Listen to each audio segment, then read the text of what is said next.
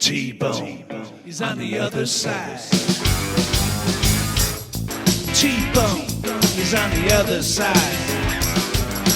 T-Bone, Prime Cuts, podcast on the other side. T-Bone, Prime Cuts, podcast on the other side. T-Bone, he sets the tone, originates, opinionates. T-Bone, musicality, originality, any day of the week. Prime Cuts, podcast on the other side. T-Bone, Prime Cuts. The talk space where musicians matter. Welcome to T-Bone's Prime Cuts on the Other Side, Episode 6. Our guest today, the legendary John Oates. Half of the famed duo Daryl and John Oates, a member of the Rock and Roll Hall of Fame and the Songwriters Hall of Fame. Today, we'll discuss his solo album, Live in Nashville, Oates Songfest 7908, Saxsquatch, something that doesn't get discussed enough, John Oates the guitarist, the renewed popularity of the band, seeing them sell at huge arenas worldwide. Why no two of their songs sound alike? We'll share memories of my favorite Hall & Oates record, T-Bone Wolk, We Are the World, Live Aid, George Harrison, and so much more. You'll have a great time today. Without further ado, here's John Oates. Well, welcome to T-Bone's Prime Cuts on the Other Side. Our guest today is music legend John Oates. John, how are you? Mr. T-Bone, I'm doing pretty good considering. Good. Now, we have a long working relationship, and as you know, I've had some health issues the last 3 years and haven't been able to keep up with all you're doing as much as I'd like to. But despite the pandemic, I noticed that you've stayed busy. And can you tell us some about the Live in Nashville record that you put out with the Good Road Band? Sure. Well, interesting enough, before we even get into that, I just have to say that I can't believe that you're meeting you and my Nashville experience go hand in hand, because we did meet basically when I was, basically just getting my feet wet here in Nashville with the Americana community. So it's always been a real, good feeling for me to know that, you were part of that and you helped pave the way for my entry into the Nash Vegas music community. So anyway, I'll just get that out of the way. Thank you. Well, I've got with my solo work, over the years, I've developed a kind of a community of musicians, a lot of great session players who I've had, the pleasure of working with. And then little by little, this Good Road Band kind of formed, one by one. And it started with some of the guys that I knew, around town, but they weren't really a band. They were just their own individual players. And when I was going to do the Arkansas album in 2017, late 17, I really wanted it to sound like a band. I wanted to assemble a group together that was going to make the whole record together and, and have a very coherent band sound. So Guthrie Trapp, the lead guitar player, is one of my good friends. And, I just, he's just one of the greats. He's a very special person. He's a monster guitar player. And Steve Mackey, I've been playing with for many, many years on bass. And met this guy, Josh Day, through some mutual friends. And Josh, I love his he started out as really playing percussion for us, because I didn't even know if I wanted a drum kit, but he's transitioned into the full kit as well as percussion. And then we got Russ Paul to play pedal steel, and Russ Paul is just one of the most unique and innovative pedal steel players you'll ever hear. He can play traditional, but he really does some really out there stuff with delays and cool effects that he's developed himself. And I wanted something above and beyond. And then I found I was at Music City Roots one time, and with Sarah Jarosz, I heard this guy named Nathaniel Smith playing cello, and he just blew me away. He was so good and so funky, and he wasn't like a classical cellist, you know. He just had a swing that was really cool. And I introduced myself, and I said, "Man, I'd love to play with you sometime." And you know, it was one of those things where he just came over the house and we just started playing. It was magic. So you know, I had brought him in, and then you know, as the secret weapon, you know, Sam Bush, who's really one of my best friends here in town. I asked him if he would be part of the album, and you know, he was gracious enough to say yes. And whenever he could, he would play with us live. So that was the genesis of the Good Road Band, and we had been playing on and off, you know, sometimes with Sam Bush, sometimes not.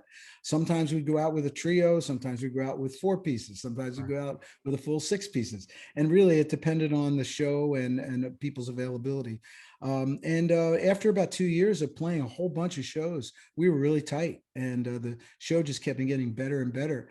And in the beginning of 2020, I know this is a long-winded story, so go ahead. you can stop me anytime. In the beginning of 2020, I was getting ready to go do a Hall & Oates tour. You know, we had a 38 city tour planned with Squeeze and KT Tunstall, and it was going to start in February. And I thought, you know, man, I've been working with the Good Road Band in Nashville for over 2 years, and I wanted to capture that band. I wanted to capture them at their height, basically at their peak, you know, when we were tight and when, you know, behind playing a whole bunch of shows. And I didn't want to lose that, you know, I wanted to somehow record that. And so on January, I believe it was January 9th, 2020, we booked the Station Inn, which is one of my favorite places to play. And we recorded it, and it turned out to be a great night with a lot of energy, and it was real. The band was playing fantastic, and I thought, okay, man, this is cool. I got it, you know, I got it recorded, and you know, it's there for posterity, whatever that might be. And then, of course, we started the tour with Hall & Oates. We did a warm-up show, and then we played Madison Square Garden, sold it out, and that was it. It was over. The COVID rug got pulled out from under us. And so there I was sitting there facing a year of nothing, you know, nothing going on. And I had this incredible recording in the can, you know, from the Station Inn.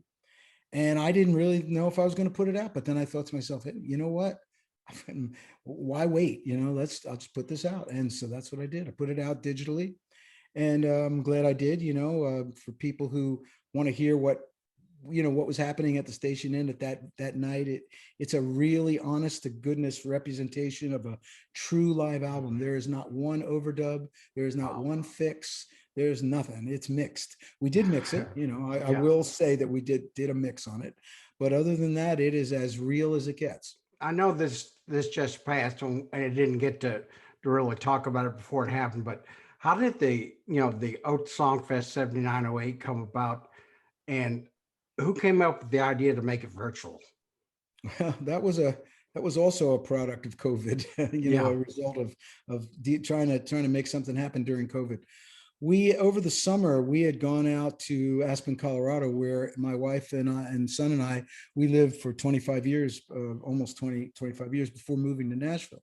And while we were out there, the mayor of the town, who used to be my sound man, I know it's a small town. What can I tell you? We ran into him, you know, on a beautiful summer day, and we got to talking, and he said, man, you know, when things get back to normal, he goes, be great if you would revive the 7908 Aspen Songwriters Festival, which you attended. Yeah, I went to the first one. You went to the first one? That's right. Yeah. And we did 3 of them. And it was one of my proudest moments and something I'll never forget. And how amazing it was at the really legendary Wheeler Opera House in Aspen, Colorado.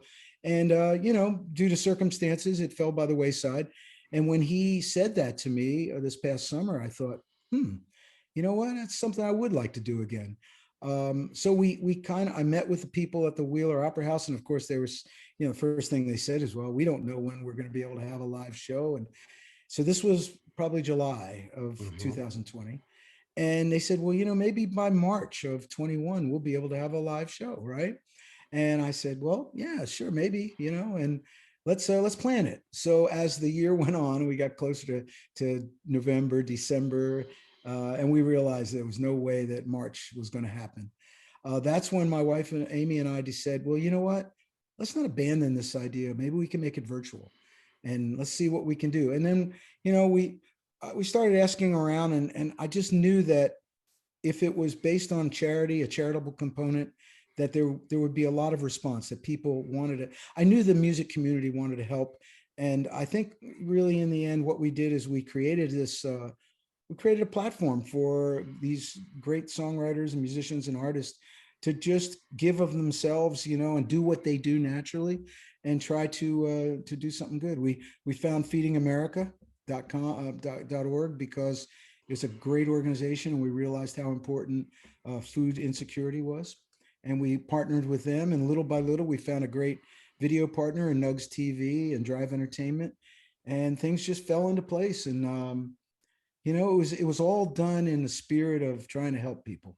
And when you do something with that motivation, I think things just seem, the blessings just seem to fall out of the sky. So really fortunate to have this incredible roster of artists who signed on, and the performances were great. And we ended up with doing 450,000 meals. Wow.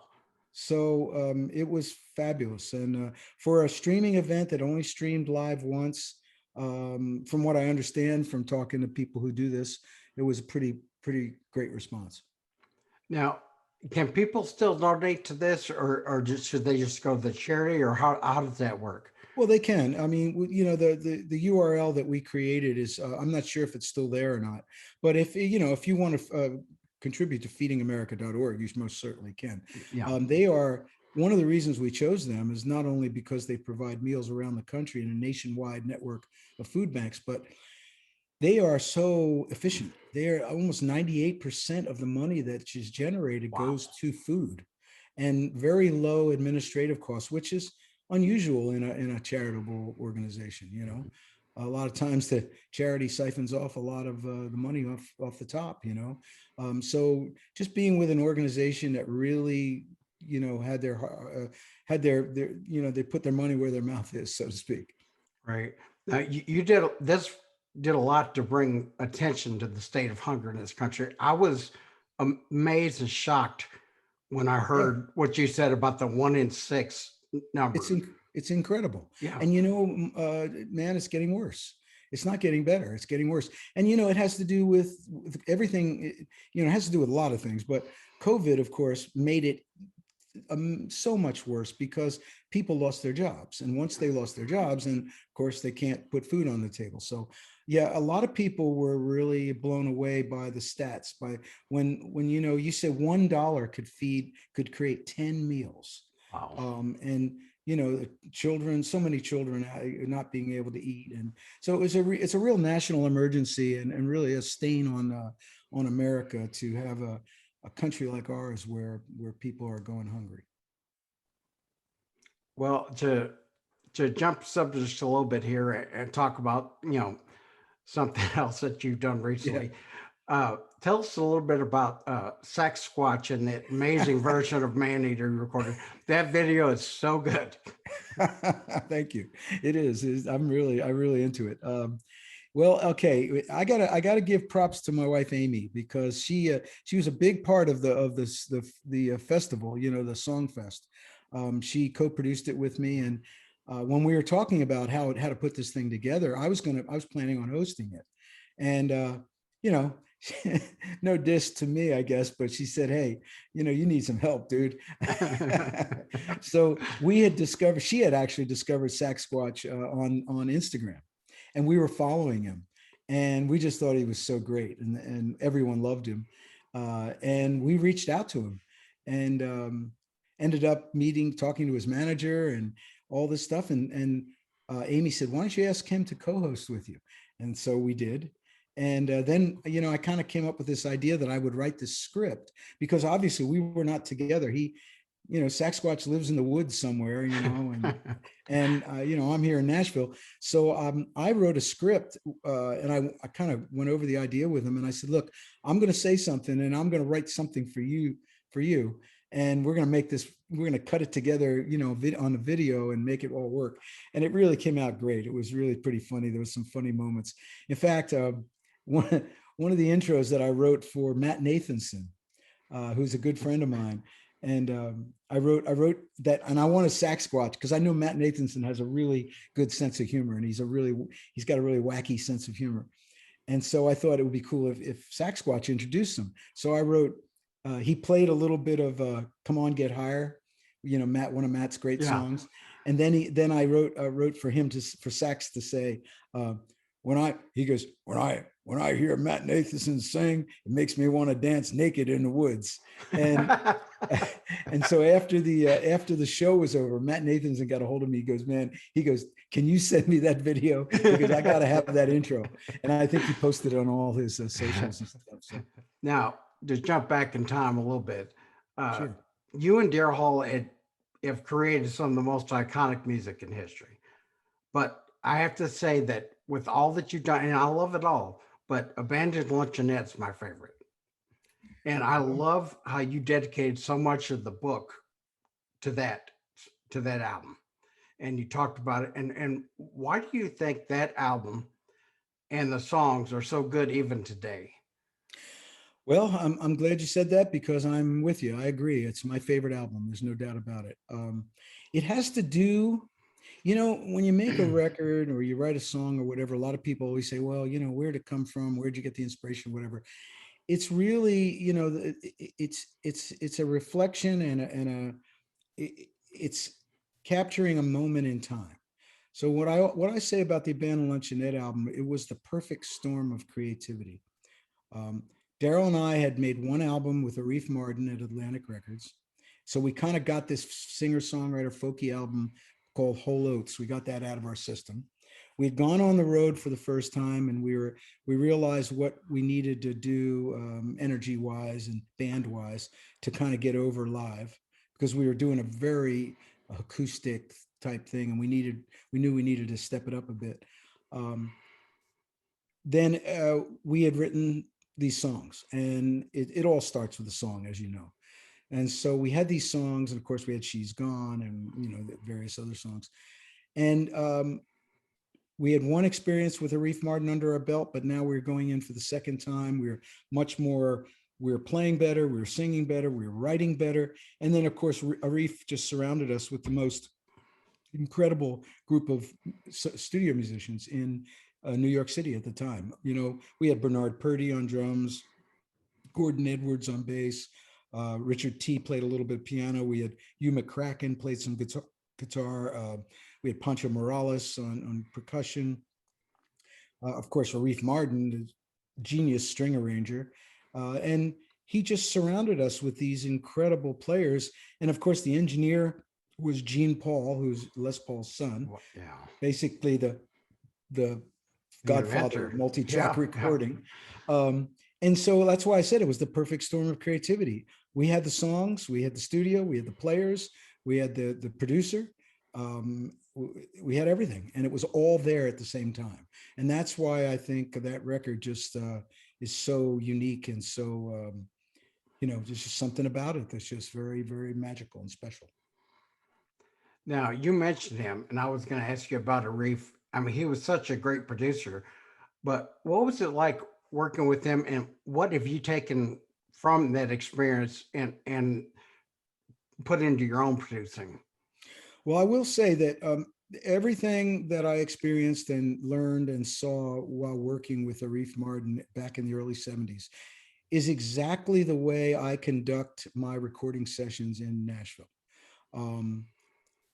Whatever the way he did it, the way everyone knew who was in charge, but he never asserted or lorded himself over anyone. He let the players do what they do best. And his genius was to pick those players because he knew what they would deliver. And here in Nashville, you know, you've got this incredible embarrassment of riches with these incredible musicians. So once you get to know the town and you get to know these players and what they all do, you really, it's like, and Vince Gill told me one time, he said, you know, being a producer in Nashville is like being a director of a movie. You're casting parts. You know, you need a slide guitar player. Well, there's a lot of really good slide guitar players, but who's going to be that exact right one to give you the sound that you're looking for at that moment?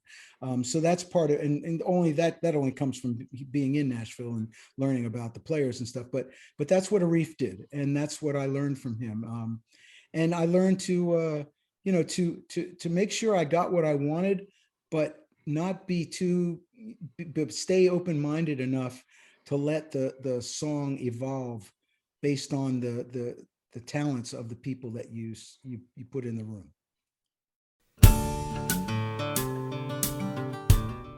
You can help support this podcast and get some cool merch by visiting tbpcpodcast.com/store. Choose from a selection of mugs or one of T-Bone's iconic t-shirts. That website again is tbpcpodcast.com/store.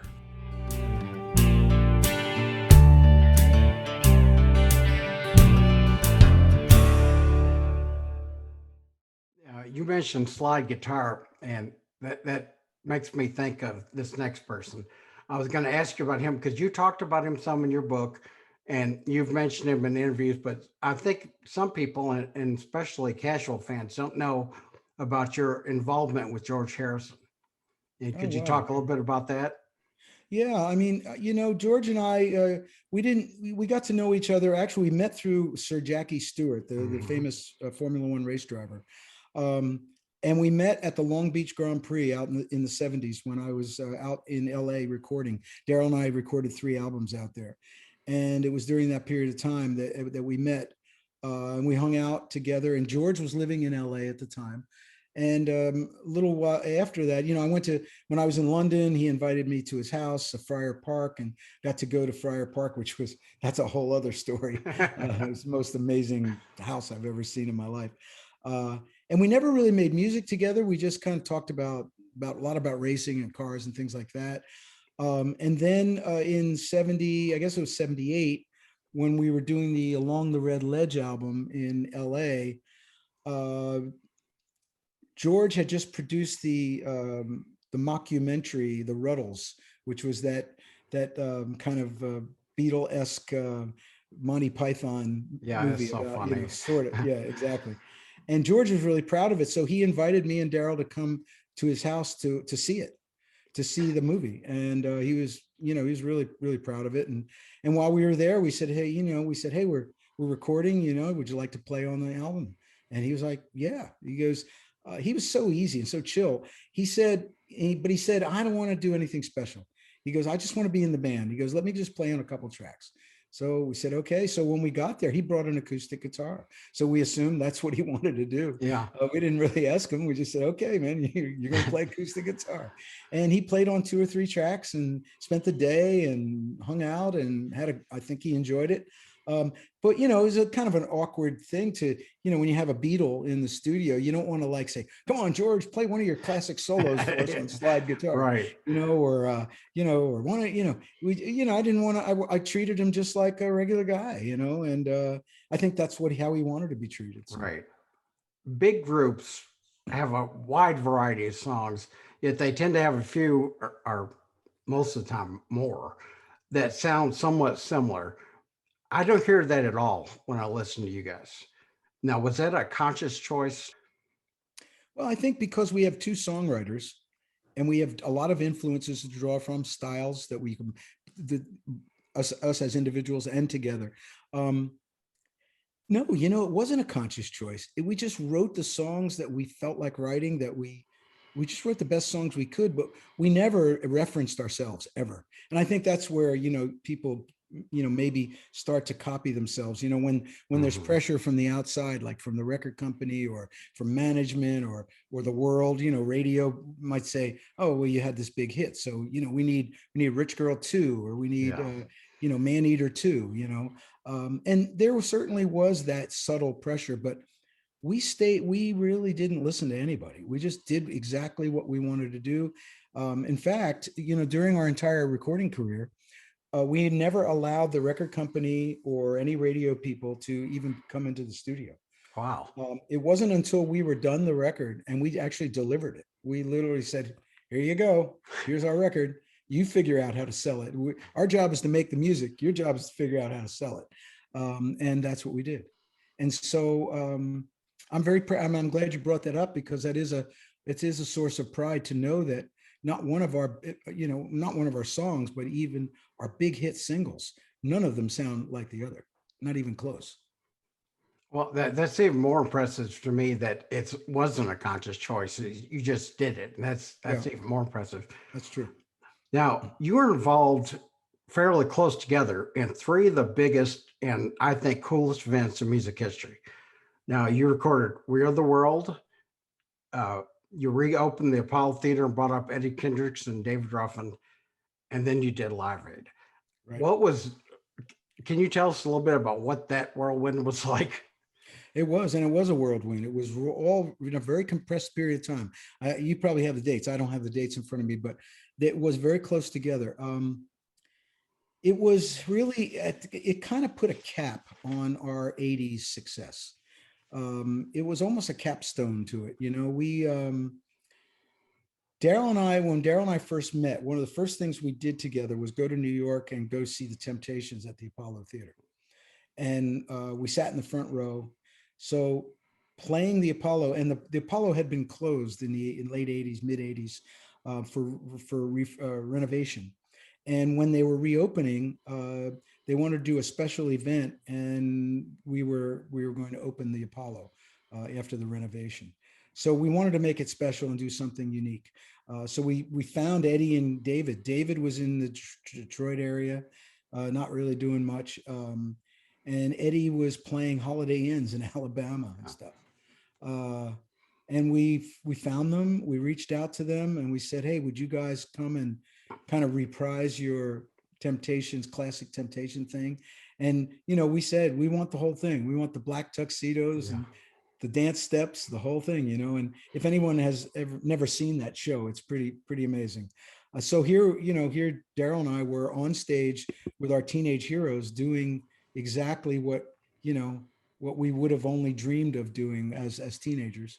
And there we were at the Apollo Theater, the legendary Apollo, and we did the Temptations medley. And when we were set to do Live Aid, we of course invited them back to do it again. And then of course we backed Mick Jagger and Tina Turner and closed the show at Live Aid in Philadelphia. So, but in between that was the We Are the World, which was cleverly scheduled for the night of the American Music Awards. And in those days, it wasn't like it is today, where there's 1,800 music award shows. Right. So pretty much everybody who was anybody in the world of pop music was at the American Music Awards. So Lionel Richie and Michael Jackson and Quincy Jones, they basically sent an invitation to everybody and said, look, if you come on down. And we went to the Herb Alpert, Jerry Moss A&M Studios, and that's where it was held, the old Chaplin movie lot. And we went in there and did it, and that was a crazy experience. In fact, you can't see it, but on the wall I've got the manuscript with all the artists signed. That I had all the artists signed. It's one of my proud possessions. So that was like an incredible night, and that all happened within the space of a few months. So it was almost like Daryl and I really stopped after that. Yeah. We just said, it was like, what more could we do? I mean, we had number one record after number one record. We had, multi-platinum, touring the world. We had been on the road for, almost 20 years without ever stopping, really, never, ever stopped. And felt like it was time to try something else, and just back off a little bit. Now, this next subject, I'm sure you could fill a whole podcast with, so we'll keep it brief. But T-Bone Wolk, I remember meeting him, at the in the studio for 1,000 Miles Alive. Yeah, and I remember he was staring me down, and he thought he knew me. And then after I talked to him and I told him who I was, what my name was, I said, today I'm Terry, not T-Bone. right, And he insisted on calling me T-Bone. And every email I got from him after that was always T-Bone. He always said T-Bone. Right. He was just amazing, and he never met a stranger. Everybody he knew was his best friend. Talk to me about him and how important he was to the band. Can't overstate his importance. And I will say that, I've been around in my life, I've been around so many incredible musicians, but I will say that he is the best musician I've ever been around, hands down, on every level. He was obviously his bass playing, he was legendary, but he was an incredible guitar player, great keyboard player. He was New York State accordion champion when he was like 12 years old. Played Zydeco accordion, and you name it, he could play it. And he was, as you said, everyone was his best friend because he was so down to earth and such a great human being. He just exuded this positive energy, and I never heard him play a wrong note. I don't think I've ever heard him. Wow. I know for a fact that I never heard him play make a mistake on bass ever. Wow. Not that I ever heard. Not live, not in the studio, not ever. And to this day, sometimes when I'm trying to figure out guitar parts and things like that, I'll think, how would he have played this? How would T-Bone have played this? Would he have used a capo? Would he have tuned down, tuned his E string down to D? Would he have, would he finger, what would he, I think about how he would have approached it. And to me, it was the consummate musician, and one of those things, one funny thing about that session, that was my first album solo album in Nashville. And, I remember when I was, I was with Bill, the engineer who we used. Vorndick. Bill Vorndick, that's right. And Bill's a real old school Nashville engineer. And I was consulting him like, well, hey, Bill, I don't know the players. Who should we get? And he was making a lot of great suggestions on who should play. And he said to me, who's going to play bass?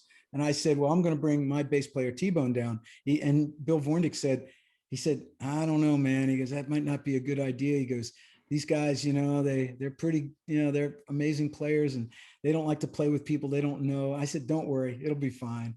And it was really funny because, of course, they loved him and he was amazing. But after a few days, all these bass players started showing up at the studio.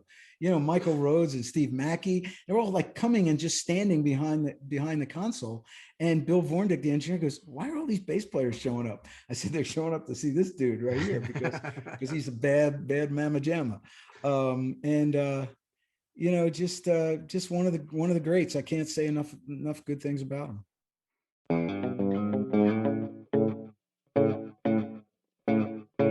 Supporting T-Bone's Prime Cuts on the Other Side podcast gives you interesting inside views from the talk space where musicians matter. Go to tbpcpodcast.com and click the donate button. All contributions are much appreciated.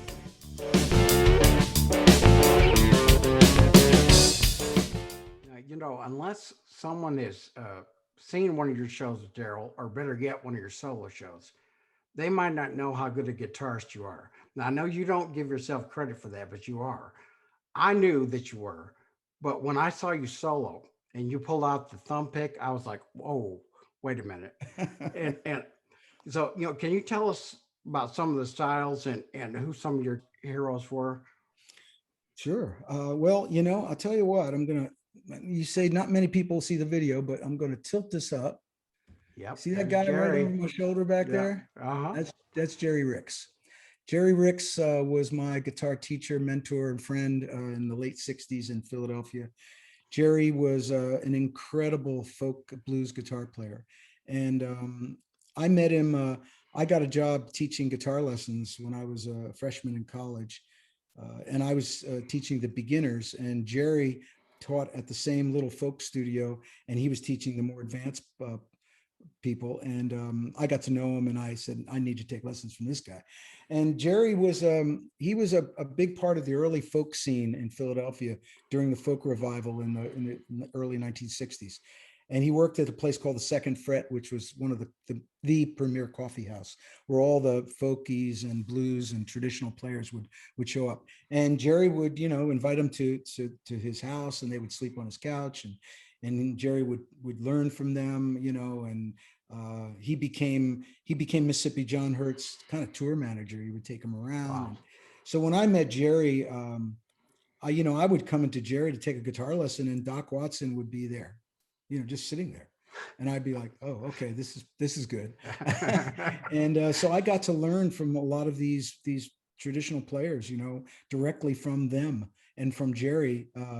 And so I always think, I was able to finger pick, but he really took me to another level. And not only just, my finger picking technique, but also just musicality, just musicianship. And he played on the first two Hall & Oates albums. And in fact, when Mississippi John Hurt passed away, one of his guitars, the one he played at Newport Folk Festival in 63 or 64, was given to Jerry. Mm-hmm. And Jerry brought that guitar to New York. And that's, I'm playing Mississippi John Hurt's guitar on the first two Hall & Oates albums. Wow. And I actually have that guitar. It's sitting right here in the closet because Jerry sold it to a guy in Denver in their mid 70s. And the guy had it in his collection for many years. He passed away, and they were going to sell it, and I got wind of it, and I bought it. So I have the same guitar that I played on the Abandoned Luncheonette album, and so that's pretty cool. So yeah, I mean, I was very steeped in the traditional American music tradition, whether it be Appalachian, bluegrassy. I'm not a very good bluegrass player, but folk and blues and ragtime and stuff like that. And I incorporate all that stuff into my playing. Now, before I read your book, I read it, like 4 years ago, but I had no idea. And I thought I knew you well and knew about you. I didn't know that you were a pilot. Yeah. And the Lake Erie and icing conditions and wings, that was, I mean, even just reading it was scary. Do you still fly? No, I don't. I mean, on occasion, if I'm in if I go take a private plane and I'm with a friend or something, and they ask me if I want to, sure, I'll fly a little bit, but no, I don't fly. I still, I don't have my license. I'm not current.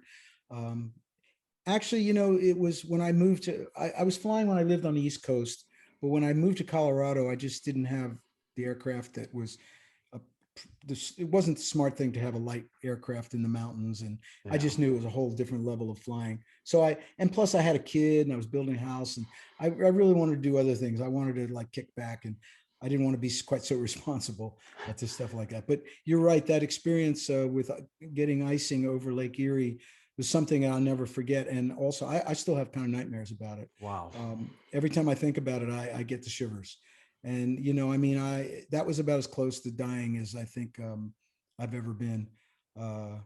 Even a car crash wasn't as bad as that. And so it was, somebody was looking after me, and, I did the right thing, and I got the right, whether it was guidance from above or guidance from my brain, maybe a combination of both, Yeah. Now, can you tell us some about writing songs for the movie Gringa? Yeah.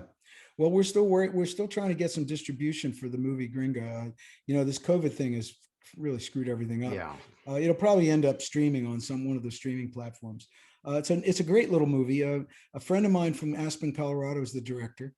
And it was during COVID when he reached out to me and said, "What are you up to?" I said, "Well, I'm writing some songs, just hanging out." And he said, he said, "I'd like to show you a clip of this movie I'm making and see if you can come up with something." He did. And I sent him something, and he and his wife said, "Wow, this is perfect. It's exactly right for the movie." And I said, "Great." And he said, "You want to do more?" And I said, "Well, yeah, I got a lot of time on my hands, so sure, why not?" And I ended up doing 4 or 5 songs for the movie. And I got to collaborate with a gal from Mexico City, and I sang in Spanish on one track, which I'd never done. Also collaborated with a young hip hop artist from South Carolina named Servon Campbell, who Amy, once again, my wife Amy, found on Instagram. And he had this track that was kind of quirky and cool, but it wasn't really finished. It was kind of this idea. And I got with him and I said, "Man, I like what you got, but," I said, "Do you want to take it to another level?" And we collaborated through Instagram. And then he came up to Nashville and we finished it. And it turned out to be I'll tell you a funny story about that song. The song's called a DND, and it stands for Do Not Disturb. And we did the song, and I thought it was completely different than anything I had ever done. And I didn't think it was right for the movie, but I just thought, well, you know, what the hell? I'll send it to the director and see what he says. So I sent it to the director, and he gets back at me. He goes, are you shitting me? He goes, this is unbelievable. He goes, I'm going to send you a clip. He sent me, because I hadn't seen the whole movie. Right. He sends me this clip, and in the beginning of the movie, the young teenage girl who's living in California, her mother dies in a car accident, and her father is gone. He's in Mexico. So the scene is, she wakes up in the morning after her mother has died, and she's wearing a T-shirt that says D and D in No big way. letters. No, I'm not kidding. I'm not kidding. Wow. And he said, did you know that? I said, of course I didn't know it. I never saw it before. You're just sending me. He goes, this is too weird. He goes, this is amazing. He goes, we're going to play this right when she wakes up, you know, and it's a very weird, you know, and that's not weird. It's very moody and evocative. It's incredible. It turned out to be probably the highlight of the movie. But it was just one of those things. I guess Wow. it was meant to be. You know, one thing that I was able to see during my time with you, and it's actually started before that, but was the renewed popularity of the band and seeing you playing selling out absolutely huge arenas worldwide. What do you attribute that to? Well, there's a lot. I think there's a bunch of factors that came together. I think the rise of streaming and the internet, and the breakdown of the old guard music business, where radio and major labels were basically dictating to people what they were going to hear. All of a sudden, the world opened up, and a younger generation could listen to anything they wanted to listen to. I think Daryl's TV show, Live from Daryl's House, had a lot to do with it, because he was bringing in younger artists, and they were playing a lot of old Hall & Oates songs, which they then spread the word to their fan base. Mm-hmm. I think the stuff that I was doing in Nashville and beyond with, you know, touring with people like Donovan Frankenreiter and doing the Super Jam at Bonnaroo with Jim James, and doing all these jam band stuff, Americana stuff, doing all that kind of stuff. And I think it all just kept building and building and building. And then, of course, there was the use of You Make My Dreams Come True in the movie 500 Days of Summer. Yeah. And that really was huge.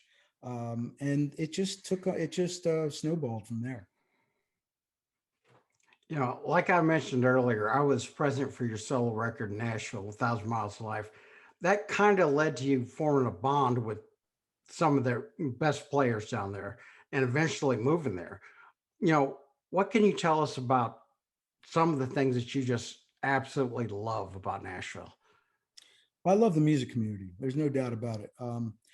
I love the music community. I love the way they stick up for each other and the way they support each other. And I love the fact that there's a, you know, it's not competitive in a kind of way that you think of competition, but it's competitive in that, you know, they want other people to succeed, because they feel like if other people succeed, you know, they'll be part of that experience, and they're willing to help each other. And I like the idea that, well, Nashville's changed a lot in the last, you know, 10, 11 years. It's become a bigger city, but I love the small city aspect of it. It had all the things that you want in a city without a lot of the negatives, although it's starting to change with the influx of thousands and thousands of people and giant buildings going up everywhere. But it's still got a great charm. It's you know, it's sophisticated, a little more sophisticated than a lot of southern cities. But it's still got that thing, that southern thing. And one of the things that I love about Nashville that I didn't really think about was how centrally located it is, just from a geographic standpoint. It's made my touring life so much easier. I can get to the Northeast, the Southeast, the Midwest within an hour and a half, 2 hours, pretty much anywhere I want to go. And really, it just changed my touring, made things a lot easier.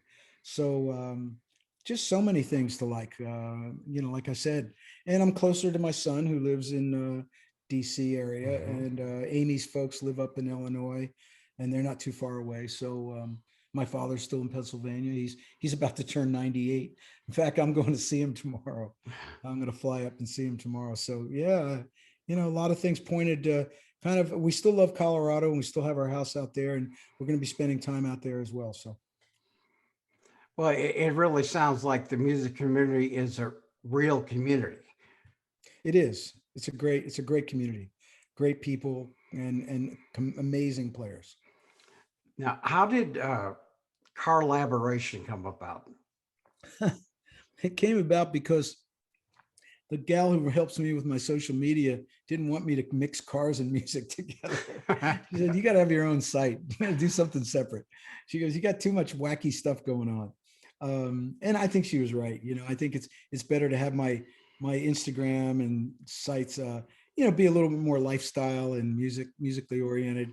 And then for all the car nuts out there, we can do stuff on car collaboration. Just basically another outlet. Toward the end here, what are your future plans if the pandemic allows you to perform again fairly soon? Well, Hall & Oates has a tour planned for the first week of August. So we actually, I believe it's going to be officially announced mid-May. So if the world is going to say, if the green light comes on in mid-May, we're going to have a tour that's going to go start in August, and it really goes through the end of November, beginning of December. So we're going to try to recapture as many cities as we couldn't, as we missed in the 2020 cancellation. And we'll have Squeeze and KT Tunstall with us again. That was the package that we went out with. And so we're really excited. I mean, I love Squeeze and I love KT Tunstall. So it's a great musical show, and hopefully we'll get that done and starting in August. In the meantime, I'm not really planning on, I'm doing a couple little solo guitar things, but it's a nice time for me to be able to kick back a little bit and appreciate being home for the first time really in my whole life, my whole adult life. It's the first time that I've actually not traveled since 1972. Wow. So I didn't know what it was like to be home, really. Sounds crazy to say, but I kind of like it. So I'll figure out a way of doing it a little bit more. Well, I want to thank you for this and for allowing me to work for you all those years. And I have to admit, listing me in your book was definitely a highlight for me. So thank you. Good. Well, hey, as I said in the beginning of this conversation, man, you were there at the beginning of my Nashville experience, and you were always a great supporter, and I always appreciate you for that. Thank you. Well, John, you have a good time. We'll see you. Okay, man. T, you take care of yourself. Okay. Bye now. All right. Good to see you, buddy. Bye. Like to thank John Oates for all his wonderful time today, and make sure you go to johnoates.com for more information. Also, be sure to go to TBPCpodcast.com and click that donate button. We'll see you next time.